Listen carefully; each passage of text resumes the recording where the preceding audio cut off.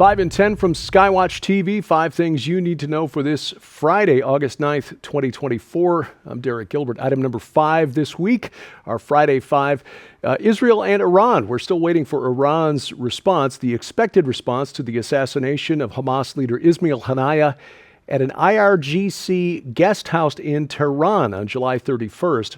Israel hasn't officially claimed responsibility for this. They typically don't in cases like this, but it is pretty much assumed that it was Israel that took out Haniyeh while he was in Tehran for the inauguration of Iran's new president. Now, that President Masoud Pezeshkian has reportedly been trying to convince Ayatollah Khomeini not to respond to Israel, because Israel is capable of a devastating response to anything that Iran might do through its proxies, Hezbollah and Hamas.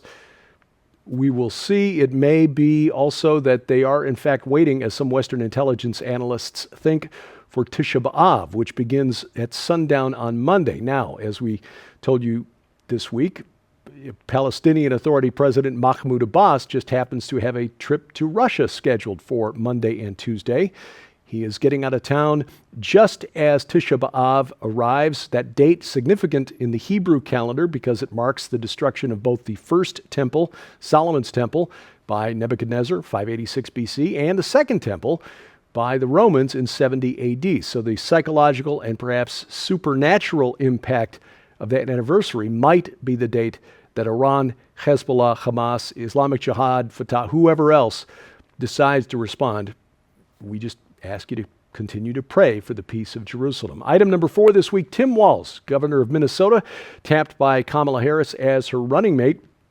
As I said this week, I'm not sure exactly what benefit Walz brings to the ticket, and there are other observers who are making the same observation.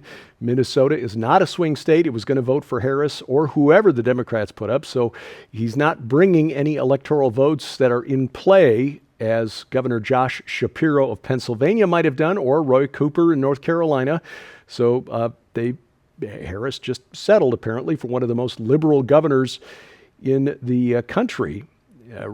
This reportedly in response to some pushback against Josh Shapiro, who was announced maybe prematurely as a leading candidate. Shapiro, of course, is Jewish. And 30 years ago, he wrote an op-ed for his college newspaper arguing that the Palestinian Arabs don't want peace. This, of course, doesn't sit well with the far left of the Democratic Party today. Shapiro last week trying to walk that back wasn't enough. So Walz is the man. Not only is Minnesota not in play, his record as governor, governing far to the left, may be off-putting to independents who will no doubt be told by Republicans during the next 90 days that Walz let Minneapolis burn during the summer of George Floyd, waiting 3 days to send in the National Guard because he said that it would just stoke more protests and people needed to vent by burning black-owned businesses, apparently.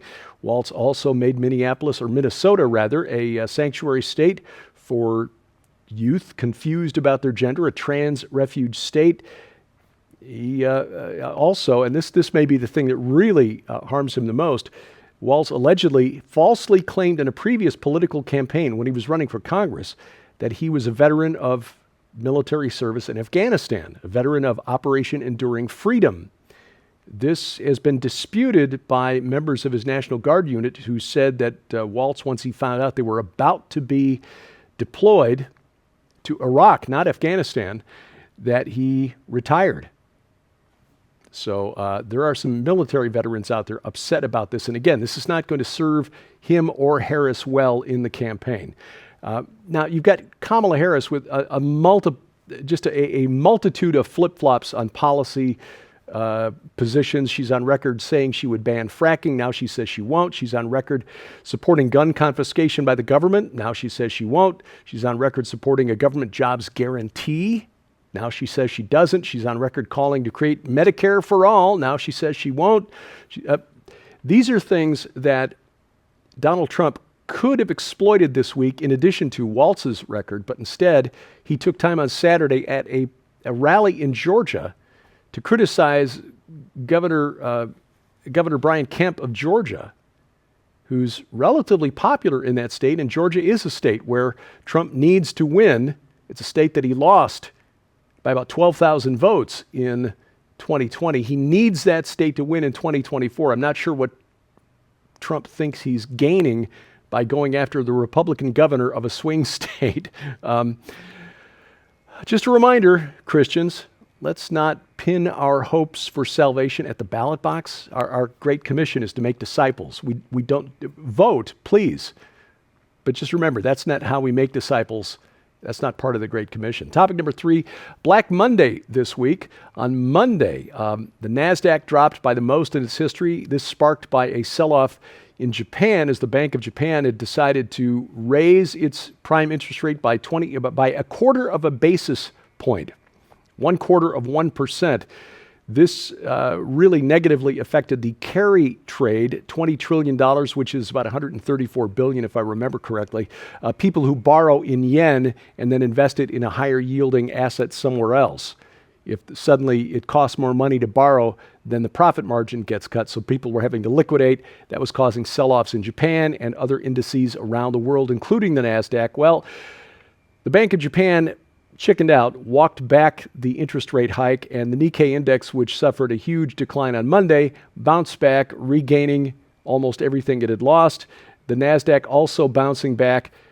The Bank of Japan saying it is not wise to raise interest rates when markets are unstable. By so doing, they have now guaranteed that markets will always be unstable, keeping interest rates artificially low to keep that 20 trillion yen carry trade afloat. At some point, that's going to have to unwind. And when it does, if the Bank of Japan is refusing to raise interest rates to help that along, regardless of the pain it causes, hyperinflation will kick in Japan. And at some point, this house of cards will begin to crumble. Topic number 2, save the children. It's a story I try not to beat too often because these are children who are at risk, quite frankly, and they're being exploited by adults. But that's why I'm bringing you this story this week, that for the second time this week, the FDA, the Food and Drug Administration, we now know, recommended puberty blockers despite an internal safety review that found that they're associated with, and I quote, an increased risk of depression and suicidality, end quote. The whole point of so-called gender-affirming care is that it's supposed to help the mental condition of transgender youth. We're told that this care saves lives. We now know that the FDA knows that these puberty-blocking drugs do not, in fact, improve the mental condition, the psychological outlook of these young people. In fact, it makes it worse, and yet they recommended it anyway. This is known now from an internal FDA email from January of 2022 obtained by the Daily Signal. The FDA's Division of General Endocrinology found that after a safety review, quote, increased risk of depression and suicidality as well as increased seizure risk, end quote. Children who are being encouraged to make permanent life-altering decisions that actually increase their risk of suicidal thoughts by adults who we now know better. As I said earlier this week, the best worst explanation is that this is all about a profit motive. Because if it's not about profit, then it's about something else. It's about destroying youth, destroying the future, literally depopulating the planet by sterilizing these kids and driving them closer to self-harm. The people who are encouraging this behavior and approving these drugs at the government level have blood on their hands. Coming up, what is happening with our banks here in the United States? They're disappearing. That's next on the Friday Five. Ladies and gentlemen, you can easily and conveniently stream this incredible new film, Void Earth Cataclysm Before Genesis, right now at skywatchtv.com/stream or on the mobile app for immediate access. However, if you'd like to receive your own hard copy on DVD, Skywatch TV is proud to announce the Void Earth Ultra Collection. When you order this exclusive collection from the Skywatch TV store, you'll receive the brand new documentary from Defender Investigative Films, Void Earth, Cataclysm Before Genesis, along with Dr. Thomas Horn and Reverend Donna Howell's best-selling book, Before Genesis, the unauthorized history of Tohu, Bohu, and the Chaos Dragon in the land before time. These powerful works present astounding revelations like no other, taken directly from the Word of God, the conclusion to the events of Genesis that merges all contributing voices from not only the young and old creationist groups, but the scientific community as well into one balanced and agreeable climax. They reveal precisely how ancient archaeological sites like Göbekli Tepe and the Doorway of the Serpent point irrefutably to an intelligent race of beings here on Earth thriving before the time of Adam and under Lucifer's fallen dominion. They pull back the veil on exactly what the Earth was like during the without form and void era of Genesis 1-2, and so much more, featuring Dr. Michael Lake, Derek Gilbert, Reverend Donna Howell, Gary Stearman, and the late Dr. Thomas Horn in what would become his last documentary appearance ever. But that's not all. You'll also receive 315, The Genesis of All Prophecy by the legendary Rabbi Eric Walker. This prophetic, convicting, and heart-rending book exposes anti-Semitism as Satan's plan to eliminate the Jews and the catastrophic consequences the world will face if this agenda succeeds. Sold separately, all of these items hold a retail value of $75. Yours now for your donation of only $45, which includes free shipping to all U.S. orders. So don't delay. You can scan the QR code on your screen using the camera app on your phone for instant access to this special opportunity. You can also visit us at skywatchtvstore.com or call 1-844-750-4985 and ask for the Void Earth Ultra Collection now. Item number one today. What is going on with our banks here in the United States? Daily Mail from the UK reporting that national banks have closed more than 30 branches in just the last 2 weeks of July. Chase, Bank of America, PNC, other national banks closing 33 locations between July 14th and 28th. Bank of America leading the way with 11 branches closed down. The worst hit state, Florida, which lost 4 bank locations. Ohio, Virginia, Texas losing 3 each. But this is a bigger trend. Bank of America has closed more than 100 branches across the country so far this year, the most of any national bank. Now, they still have 3,800, so it's not like they're going out of business, apparently. U.S. banks have closed 539 branches nationwide in just the first half of the year.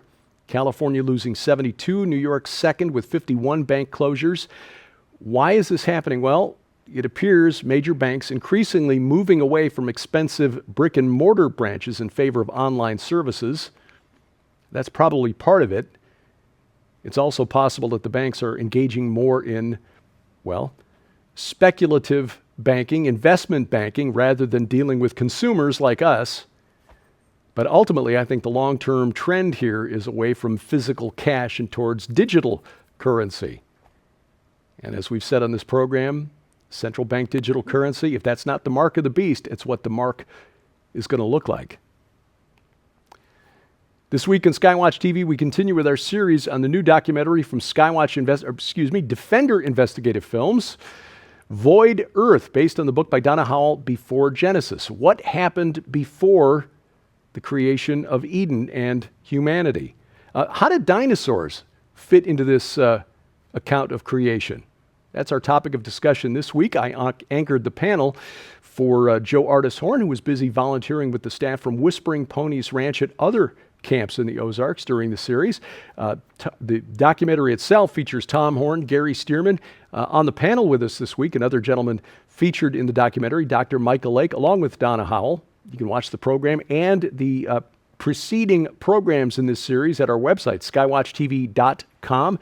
All of our video content is always there. If you're watching over the air, our broadcast schedule is posted at skywatchtv.com/channels. Now, you can also catch it right now on Roku or Apple TV. If you've got a set-top box, make sure you have the Skywatch TV channel installed.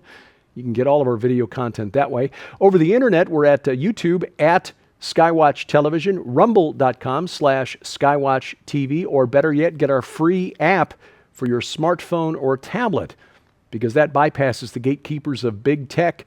All of our content always at the app. Other features on the app, like a tab for giving if you are so led, a link to the streaming video site where you can watch Void Earth right now in full HD and more. And if you've got a relatively recent smart TV in your home, you can cast video from the app using Google's Chromecast or Apple's AirPlay. Very easy to do and wireless to boot. We've got apps for iOS, Android, and Amazon Kindle Fire devices, and we've got links to those app stores at our website, skywatchtv.com/app. 5 in 10, we're at YouTube at 5 in 10. Please subscribe, share, click the bell for notifications, and then also subscribe to us on X at 5_in_10. And thank you for watching. Have a blessed weekend, and again, pray for the peace of Jerusalem. I'm Derek Gilbert. This is 5 in 10 from Skywatch TV.